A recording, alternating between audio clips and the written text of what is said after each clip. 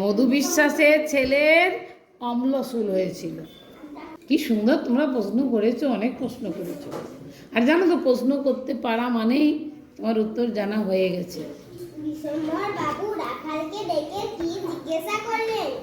বিশ্বম্বর বাবু রাখালকে ডেকে জিজ্ঞাসা করলেন, ওহে বাপু, সপ্তগ্রাম আর কত দূর? আজকে দ্বিতীয় শ্রেণীর পড়া সহজ পাঠের দ্বাদশ পাঠ থেকে পড়া দিয়েছিলাম, রিডিং হয়ে গেছে সুন্দর, সবাই রিডিং পড়তে পারছো। আর প্রশ্ন উত্তর আমি যা ধরেছি তা বলে দিতে পেরেছো। এরপরে আজকের কাজ হচ্ছে তোমরা আমাকে প্রশ্ন করবে, মানে আজকে তোমরা টিচার আর আমি স্টুডেন্ট। কি প্রশ্ন করো তুমি প্রথম? বিশ্বম্বর বাবু পালকি চড়ে চলেছেন সপ্তগ্রাম। ঠিক বলেছি মাস্টারমশাই? বিশ্বম্বর বাবু পালকি চড়ে চলেছেন সপ্তগ্রাম। বলো প্রশ্ন করো। ও, বিশ্বম্বর বাবুর বাড়ি গুপ্তিপাড়ায়। ঠিক বলেছি মাস্টারমশাই? আচ্ছা, তুমি বলো। পালকির সঙ্গে চলেছে তার চাকর শম্ভু। বলো প্রশ্ন করো। পালকির ছাদে কিসের বাক্স দড়ি দিয়ে বাঁধা? পালকির ছাদে ঔষধের বাক্স বাঁধা।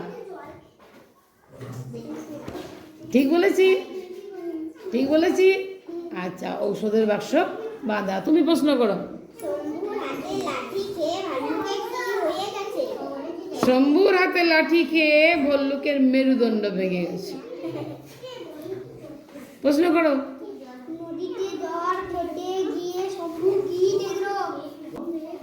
নদীতে জল খেতে গিয়ে শম্ভু দেখলো একটা বাছুরকে কুমিরে ধরেছে। ঠিক বলেছি? প্রশ্ন করো।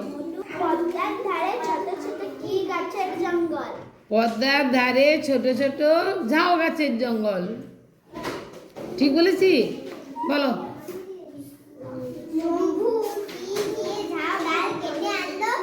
আচ্ছা, শম্ভু দা দিয়ে ঝাউ ডাল কেটে আনলো। আর প্রশ্ন? মধু বিশ্বাসের ছেলের কি হয়েছিল? ও বাবারি, মধু বিশ্বাসের ছেলের অম্লশূল হয়েছিল। কি সুন্দর তোমরা প্রশ্ন করেছো, অনেক প্রশ্ন করেছো। আর জানো তো, প্রশ্ন করতে পারা মানেই তোমার উত্তর জানা হয়ে গেছে।